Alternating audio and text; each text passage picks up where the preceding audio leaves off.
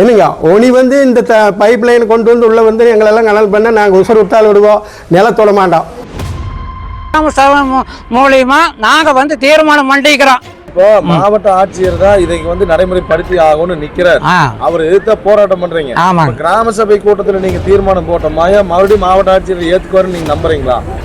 அவரு வந்து மக்களுக்காக அவரு மக்கள்கிட்ட சம்பளம் கொடுக்குறோம்.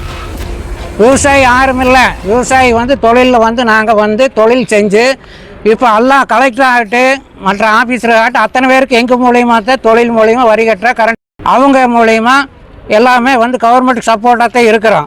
கலெக்டர் வந்து இதை கவனம் செலுத்தணும், உண்மை என்ன தெரிஞ்சுக்கணும். உண்மை தெரிஞ்சு எது ஜனங்களுக்கு நல்லதுன்னு அதை வந்து அவர் எடுத்து தான் ஆகணும். அதுதான் அவர் வேலை. அவருக்கு வேளாண் சபை மூலியமாக நாங்கள் வந்து தீர்மானம் பண்ணிக்கிறோம். இந்த பைப் லைன் வெளியே எடுத்தாகணும். எடுக்கலைன்னா அத்தனை பேர் விவசாயிகளும் வந்து பைப் லைன் குழியில் வந்து விழுந்து இறக்கிறதுக்கு தயாராக இருக்கிறோம். 70 கிலோமீட்டர் நாங்கள் வந்து அதை வந்து போராடிட்டு இருக்கிறோம். 3 வருஷமாக போராடிட்டு இருக்கிறோம். யாருக்கும் கண் இருக்குது, ஆனால் கண்ணு தெரியறதில்ல. குரடனுங்க. காது இருக்குது, ஆனால் காது கேட்குது. செவடனுங்க. எல்லாம் ஆஃபீஸர் ஆகிட்டு எல்லாம் பணத்துகளை வாங்கிட்டு இந்த மாதிரி வந்து போக்கிரத்தனம் பண்ணிட்டு இருக்கிறாங்க. இப்போ வந்து இந்த கவர்மெண்ட்டே வந்து மொத்தமாகவே வந்து ஜனங்களை வந்து கொடுமைப்படுத்துறாங்க. எப்படி கொடுமைன்னா சர்வதிகாரத்து மாதிரி நடந்துட்டு இருக்குது. இது வந்து எங்களுக்கு வந்து சுத்தமாக வந்து ஜனங்க அத்தனை பேருக்கும் இடைஞ்சலாக இருக்குது. பைப் லைன் ஆகிட்டு பைப் லைன் ஐடிபி வந்து ஒரு லட்சம் பட்சமாக அவங்க வந்து போலீஸ் சுட்டு எங்களெல்லாம் மிரட்டுறாங்க, கேஸை போடுறாங்க, என்னென்னவோ பண்ணுறாங்க. விவசாயினுடைய வாழ்வாதாரமும் அதுதான். விவசாயிகள் வந்து ஒவ்வொரு போய் வந்து 2 கோடி 3 கோடிக்கு போகுது ஏக்கரம். அது வெறும் 11,000 தான் கொடுப்புன்னு சொல்கிறாங்க. ஒரு பக்கம் 2 லட்சம் ரூபாய்க்கு ஒரு சென்ட் வாங்கிக்கிறாங்க, 12 சென்ட் வாங்கிக்கிறாங்க. அதே 2 லட்சம் சென்ட் கொடுக்க சொல்லி விவசாயி கேட்குறாங்க, நீ எடுத்து போட்டுக்க அப்படின்னு கேட்குறாங்க. அந்த பைப் லைன் போடக்கூடாது, அப்படி போட்டால் சாலை ஓரமாக போட்டுக்குங்க. நாங்கள் வந்து கவர்மெண்ட்டுக்கு எதிர்ப்போ அந்த கம்பெனிக்கு எதிர்ப்போ நாட்டுக்கு எதிர்ப்போ நாங்கள் வந்து கிடையாது. நாங்கள் வந்து ஃபுல் சப்போர்ட் பண்ணுவோம். நியாயமாக போனால் மட்டும் வந்து சப்போர்ட் பண்ணுவோம்.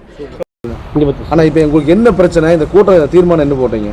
தீர்மானம் வந்துங்க, இருகூர்லேருந்து பெங்களூர் வரை தேவனகுத்தி வரைக்கும் பைப் லைன் போகுது. நாங்கள் பல முறை பலகட்ட போராட்டம் நடத்தியாச்சு. கலெக்டர் வந்து இதை நடத்தியே தீர்வுன்னு நிற்கிறாரு. நாங்கள் வந்து அது வேண்டான்னு பஞ்சாயத்தில் தீர்மானம் போட்டு மனு கொடுத்துருக்குறோம். இப்போ இதில் எந்த விதத்தில் நீங்கள் பாதிப்படைகிறீங்கன்னா?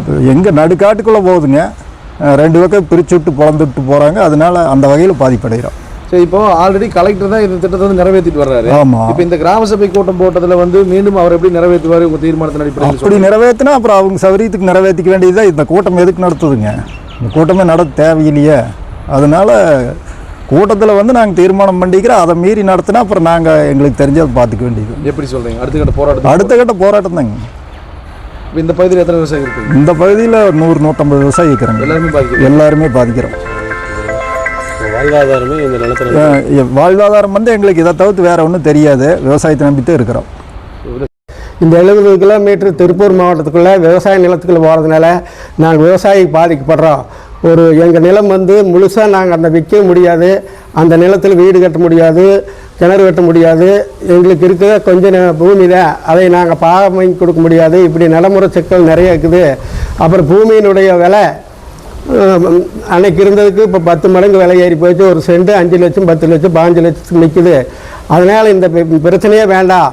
இப்போ 270 கிலோமீட்டர் சாலையோரமாக கொண்டு போகிறீங்களோ இதையும் தூக்கி நீங்கள் சாலையோரமாக கொண்டு போக சொல்லி 2.5 வருஷமாக நாங்கள் போராடிட்டு இருக்கிறோம். அப்புறம் இது சம்மந்தமாக டெல்லி போய் பெட்ரோலியத்துறை மந்திரி முதலமைச்சர் கவனத்துக்கு எல்லாம் சர்வ கட்சி கூட்டம் எல்லாம் கொண்டு போய் நம்ம சேர்த்தியுமே அப்புறமும் கலெக்டரு உறுதியாக அந்த எண்ணெய் நிறுவனமும் மாவட்ட நிர்வாகமும் இந்த வழியாகவே கொண்டு போகணும்னு சொல்கிறதுனால எங்களுக்கு பெரிய மன உழைப்பு. நாங்கள்லாம் தூங்காமல் இதுக்கு வேண்டி பெரிய மன உழைப்பு. இந்த பூமி வச்சு நம்ம ஒன்றுமே பண்ண முடியாது, லோன் வாங்க முடியாது, வீடு கட்ட முடியாது. நான் வேறு 2 கோழி பண்ணை போட்டாலும் கூட பொழைச்சிக்கலாம். ஒரு விற்று நம்ம ஏதாச்சும் அவசர செலவுன்னு விற்று ஏதாச்சும் பண்ணல. இந்த மாதிரி நடைமுறை சிக்கல் நிறைய இருக்குதுன்னு சொல்லி ஒன்றும் செவி சாய்க்கவே இல்லை இந்த அரசுந்தான், கலெக்டர், இந்த எண்ணெய் நிறுவனங்கள்லாம். அதனால் இன்றைக்கி நடக்கிற கிராம சபை கூட்டத்தில் மூலமாகவும் எங்கள் கோடாங்கிவாளைய ஊராட்சியில் வந்து எக்காரணத்தை கொண்டும் எங்கள் நிலத்தைக்குள்ளே கேஸ் லைன் வேண்டாம், சாலையோரமாக கொண்டு போக சொல்லி தீர்மானம் போட்டு எல்லாம் பண்ணிக்கிறோம்.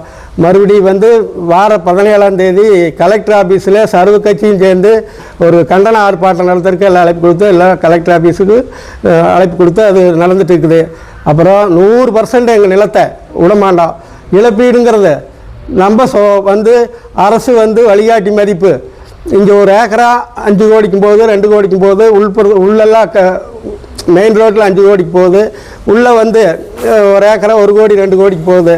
அப்புறம் இது வந்து அரசு வழிகாட்டி மதிப்புகளுக்கு இழப்பீடு கொடுக்குறோம்னு அறிவிச்சாங்க.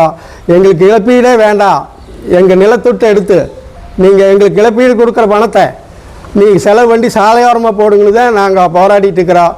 அப்படி இதுக்கு வந்து பக்கத்தில் எங்களுக்கு எல்லா சர்வ கட்சிக்காரருமே ஆதரவு கேட்டு கொடுத்துக்கிறாங்க.